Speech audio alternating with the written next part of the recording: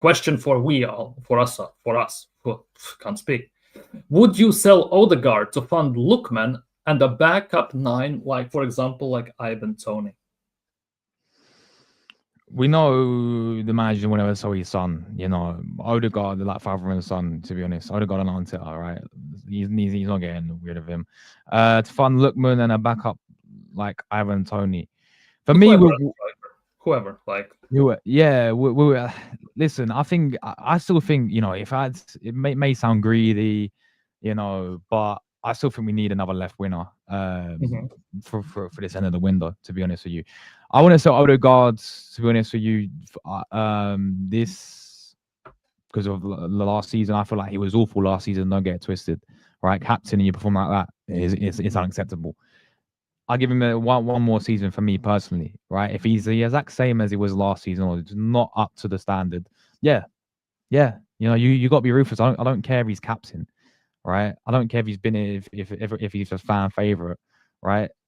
You have to step up this season, Odegaard. If he has another bad season like he did last year, you have to move him on. You can't or drop him. This is why I said, and what I will say about this season, I say have Eze and playing what Odegaard's playing. Because then Odegaard, I hope he'll wake him up and realize, hold on a minute. Because that's what we didn't have last season. We didn't have because he sold Smith Rowe to Fulham. He loaned Vieira out to Porto. We had no other one, and he didn't trust Ranieri. I don't care what people are trying to say. He's young. Yeah, he didn't trust Ranieri in that position anyway. He played him out wide when Saka and everyone else got injured. Right? So at the end of the day, we had no one else there. Now we've got Eze there. You play Eze there. And Odegaard, hold on a minute. Oh shit! Sorry for my language, by the way. I've got actual, I've got actual competition now, right? I need to step up. Hopefully, it steps up his game, or taking the cap. As Tony Adams said it perfectly, and he got absolutely slated by our own fans. Yeah, he said take the captaincy off of him. It maybe free up a bit of freedom for the guy. Because you think about, Arsenal captain, you probably got that added pressure as well. It's a big, it's your Arsenal captain, mate. Mental burden to some extent, maybe to him. Maybe he cannot carry the weight. Yeah, definitely. So there's a number of things I think we can do. But if he performed the same way, I would look to sell him. I really would. But this window, we should be having, we should be going. Forget about selling for now. Just go and get this left winner in. That's got to be done for me. End of this window. I still think we need that left winner, proper out and out left winner to really complete this window for me. Yeah.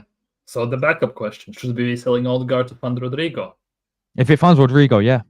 Because we've got a top class left winner. They care goodbye instantly. Because we've got top class left winner, man. You know what I'm saying? Yeah, bro. You talk about Rodrygo here, people. You're talking about Rodrygo here. So, yeah. I would. Go. If it meant if sell Odegaard to get Rodrygo, yeah, all day long. Yeah, like for me, it's the buddy ball that happens in job for the boys type of situation at the club. Like Arteta has his favorites. They play every single game, and they can do no wrong. I don't know if it's in Arteta's eyes or whose eyes, but they literally cannot do no wrong because it feels like Odegaard can drop literally -5 out of 10 performance, and he's still gonna be the main man. It doesn't matter. Like that for me is one of the biggest issues here, that we treat it as as Arteta says, family. But family, yeah. At the end of the day, it's a football club. It's also a business, whether you like it or not. And football also is like a business in terms that it's a cruel sport. There is no friends in all of this. Yes, there is some friends, but it also goes to a certain extent only. After that, it's just financial decisions at the end of the day, whether you like it or not, whether the fans like it or not, whether the manager likes it or not. At some point, you have to cut the ties. And that for me is the biggest thing. Okay, so I also have a question. How do we really rate Odegaard? Do we give him one last chance? Do we rate him, sell, and move on? Yeah, sort of what I said a few minutes ago, really, with that one. As I said, like you need to step up now. Hopefully he does. You either take the captain's armband off of him and give it to Declan Rice or Gabriel. I think they're born, captains. I think they're leaders. I think they'll grab a game by a scuff of the neck. I think they won't be shy to express sort of, get into some of these players. I don't think Odegaard does that. When I was at a few games last season, I specifically watched Odegaard. Yeah, I want to see how's he moving as a captain. Doesn't talk on the pitch. How can you be a captain and not talk on the pitch? When they're doing like the team huddle, right? Is he, saying, yeah, come on? No, it's Declan Rice. I'm noticing do that. Rice seems to be the more vocal one at the end of the day. So yeah, I mean, I just don't see Odegaard as captain material. I get you get captains that sort of vocal. I mean, I think we had a Batman as captain, didn't we? We had him as captain because it's a Batman sort of thing. Like, and I know you get captains, you can get captains like that, but we're the situation we're in right now as a club. We need to win a Premier League title, right? We need to win a Champions League. Okay, Odegaard, I'm sorry, as a captain, I don't see him taking us off a line to that. You get someone like Declan. I mean, you think about it, we had Patrick Vieira. We had the guy who said it himself, Mr. Arsenal, Tony Adams, right? Proper leaders, man, proper captains in these big games, right? That you need someone to, guide you through it. Those two would always step up. I don't see Odegaard doing that. I don't see Odegaard doing that. This is Faxwell. Rice told off party for getting yellow card.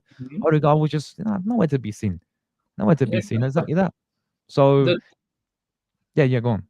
Yeah, for me, from what I see, Declan Rice is one of the two most vocal players on the pitch. Obviously, it's also looking from TV and everything, from camera angles and everything. But for me, Declan Rice is one that talks a lot, at least in those dead ball situations when something happens or something needs to be done.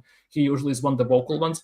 And the other one is Gabriel, because if he has to make some sort of a tackle, which he should not be making in certain situations, first thing he does is gets up and literally kicks everyone's ass. Instantly, and people say he might have language barrier because he doesn't know English, but he's been here for 4 years almost. So that also should not be an issue. Like, for me, it's Rice and Gabriel, because, like, remember, they came out. Tony Adams, right? I'm mixing all the names up. Who said that Odegaard should not be captain? Tony Adams, yeah. Adams, he said. And instantly, next day, Arteta interview says the lads took, and it was pretty much a one but a landslide, that Odegaard should be the captain, right? They did a vote, didn't they? Yeah. PR, damage control, and all this stuff quite heavily. It smelt of that, right? But I was just thinking, imagine if Arteta actually had the balls, right? The cojones, as Tredini says, and for certain game or certain games in a row, for example, he just drops the captain. What would other players think? What message that would send to other players? Because there should be a point where something like that happens, and they sit here and think, "Oh, damn, this is getting serious. He's dropping our favorite we all voted for. Something is changing. We cannot go on like this. We cannot half-ass the games and everything. Like, something needs to change in those terms." Plus, Odegaard always gets subbed off, which also pisses me off. Every single game, always gets. I think that's got to be a record, surely. Yeah, he's the most subbed off captain. Most subbed off captain, people. Yeah, like, that is the nuts part. He gets sub. Like, I don't remember how many was it, but I last year was looking at the stat. Like, he had played about 200 games now plus for Arsenal, like 200 games, right? And he has been subbed off in like 30-40% of them.